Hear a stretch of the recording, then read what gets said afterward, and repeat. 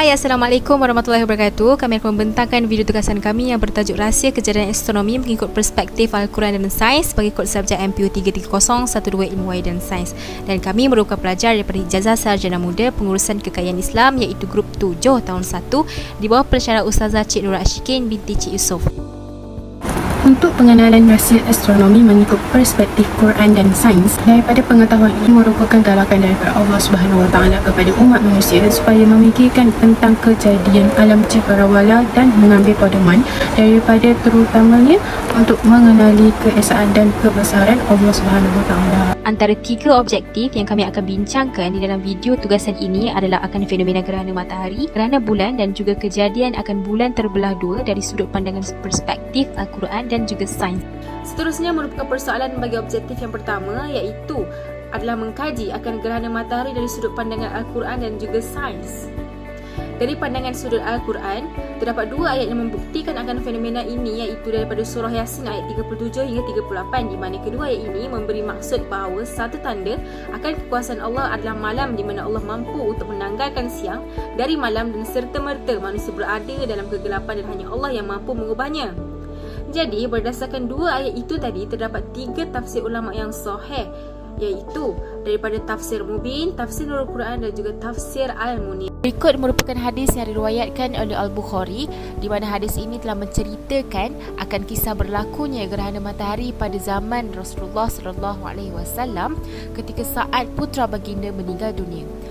Rasulullah telah bersabda bahawa terjadinya akan gerhana bulan ataupun gerhana matahari tidak berkait dengan kematian ataupun hidup seseorang. Terdapat beberapa pandangan sains yang telah saya temui daripada para ilmuwan dalam bidang sains ini. Contohnya seperti Ahmad Ma'ruf yang menyatakan maksud gerhana dalam bahasa Inggeris. Selain itu, Alimuddin, Fardan Khalid, Mumlahana dan Muhammad Zamir Zainuddin yang menyatakan pendapat bagaimana gerhana matahari terjadi. Kelima-lima berpendapat bahawa gerhana matahari berlaku apabila kedudukan bulan, bumi dan matahari berada pada garis lurus atau sejajar. Tambah lain pula oleh Mumlahana mengatakan bulan menghalang matahari dan membentuk bayang-bayang kon.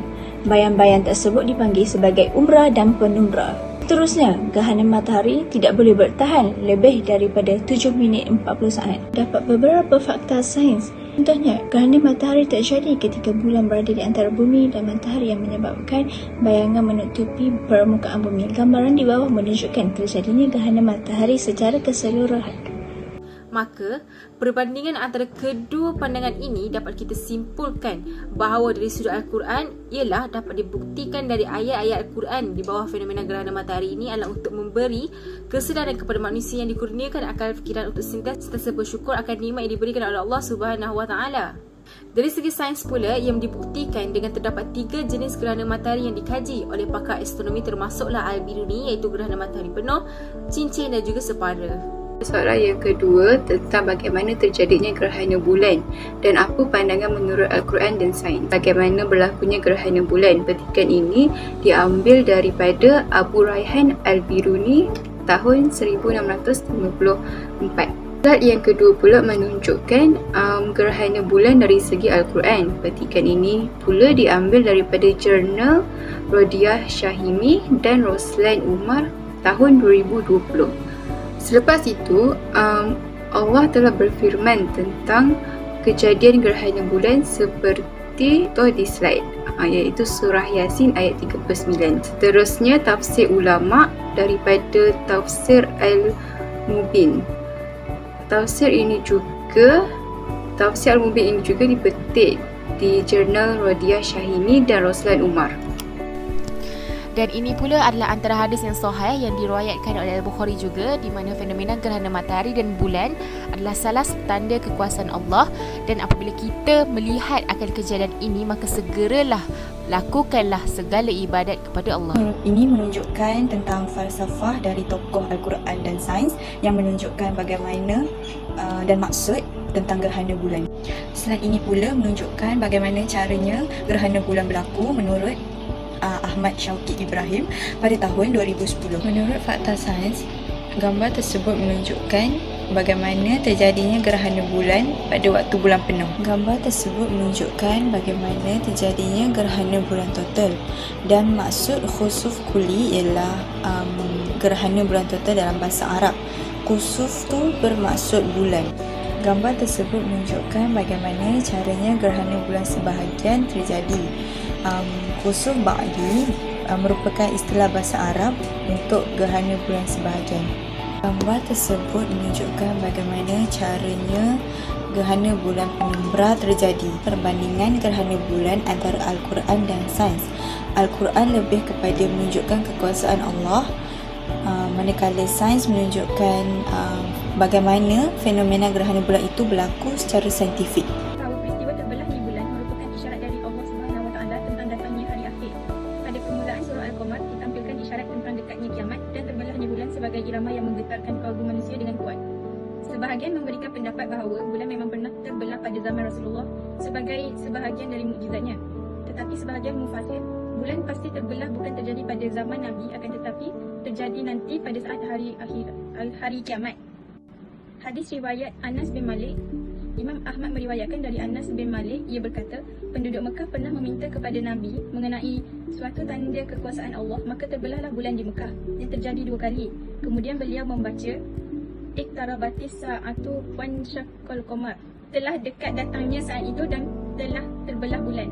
Seterusnya, hadis yang menceritakan bagi fenomena kejadian bulan terbelah dua pula adalah seperti yang tera, di mana ada 2 hadis yang sahih, iaitu riwayat Anas bin Malik dan juga Abdullah bin Abbas, bahawa Rasulullah pernah memperlihatkan umat yang meminta baginda menunjukkan akan kekuasaan Allah dengan menterbelahkan bulan menjadi 2 sehingga mereka melihat segala celahan-celahan di bulan itu. Kejadian bulan terbelah 2 menurut pandangan sains. Mari kita lihat analisis data dari wahana ruang angkasa NASA Lunar Protector. Dari segi geosaintifik, sejak dahulu lagi bulan terbelah akibat hantaman asteroid dengan wujudnya laluan batuan metamorf yang menembusi bulan. Laluan ini bermula dari permukaan hingga ke teras dan menembusi permukaan bulan di sebelah bertentangan. Ini hanya boleh dijelaskan jika bulan telah terbelah dan bersatu semula. Geseran apabila bahagian batuan bulan bersatu menghasilkan tekanan dan suhu tinggi dan kemudian membentuk laluan batuan metamorf. Ilmuwan Tom Waiters dari Smithsonian National Air and Space Museum mengatakan ada patahan berlaku pada bulan yang dinamakan Lobster. Patahan ini berlaku disebabkan oleh bahan dari kerak bulan yang menolak antara satu sama lain, menyebabkan keretakan berlaku. Ini menunjukkan bahawa ada sesuatu yang menyebabkan bulan mengalami pengurutan dan penyusutan, kata Tom. Penyelidik percaya bahawa bulan mempunyai sejarah geologi. Selepas fakta itu dinyatakan, seorang lelaki Inggeris bernama David M. Peacock berkata dalam hati bahawa sebuah mukjizat telah terjadi pada Muhammad 1400 tahun yang lalu. Al-Quran juga menyebutkannya dengan perincian yang begitu mengagumkan. Ini pasti agama yang benar, kata Peacock. Ia pun memeluk Islam. Perbandingan antara Al-Quran dan sains. Menurut Al-Quran, ayat dan hadis di atas menjelaskan bahawa kemunculan hari kiamat yang semakin dekat melalui pembelahan pada zaman Nabi Muhammad SAW. Manakala menurut sains pula, Dr. Khalifah dari NASA mengatakan bahawa tidak ada seorang pun yang dapat menangkal kebenaran surah Al-Qamar ayat 1 tersebut. Rumusannya, itulah yang dimaksudkan dengan pengertian terbelahnya bulan, dan inilah yang membuat sang ilmuwan NASA itu memeluk agama Islam. Akhir sekali, kesimpulan bagi perbandingan antara Al-Quran dan sains telah disebut di dalam Al-Quran surah Al-Qamar ayat 1, telah hampir saat kedatangan hari kiamat dan terbelahlah bulan. Kajian sains juga mengatakan bahawa para ilmuwan NASA telah menemui belahan pada bulan yang panjangnya ratusan kilometer. Jadi ia terbukti bersamaan dengan apa yang tertulis di dalam Al-Quran. Kesimpulan yang boleh dibuat daripada penyelidikan ini adalah astronomi sebagai ilmu yang mempelajari tentang keajaiban alam semesta menyatukan 2 perspektif penting, iaitu dari sudut Islam dan sains. Fenomena gerhana bulan dan matahari menunjukkan perpaduan antara pemahaman ilmiah dan kepercayaan agama. Bukan setakat fenomena gerhana, bahkan bulan terbelah 2 juga dikaji kerana terdapat garis rekahan pada bulan. Hal ini meyakinkan bahawa ilmu astronomi membawa manusia untuk menerokai rahsia alam semesta melalui penampakan fenomena secara langsung ataupun tidak langsung. Penyelidikan ini untuk membantu manusia memahami dan mengetahui keajaiban hukum alam semesta. Akhir kata, penyelidikan ini menggariskan bahawa pentingnya pemahaman dan keterbukaan untuk menerima ilmu pengetahuan dan kepercayaan agama. Sekian daripada kami, Guru 7.